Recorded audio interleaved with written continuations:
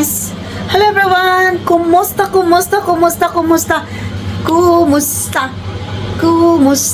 So ngayon fried chicken tayo. Chicken and joy.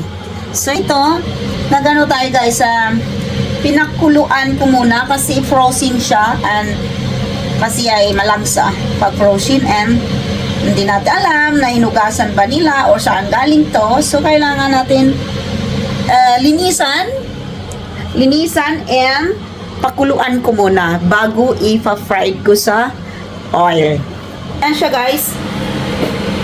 May puwit pa nga yan siya. May puwit. May natira pang puwit. Pakuluan ko muna and then ingko and then ipa-fried na natin sa oil. Diba? Gusto ko kasi naka-fried.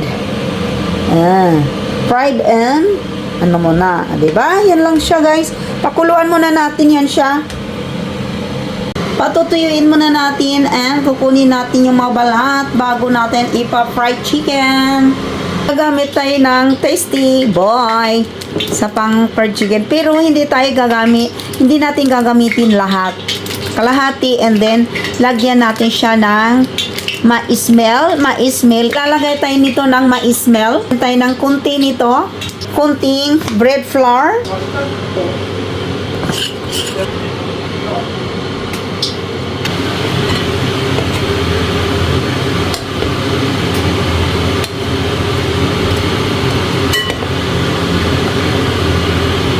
Guys, at naka-ready ng ating nilagyan na natin ng breading mix and hinaluan natin ng mais na powder.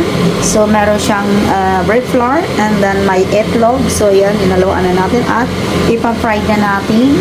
Din ang ating at mainit na. So kailangan dandahanin at para hindi tayo mainit pa.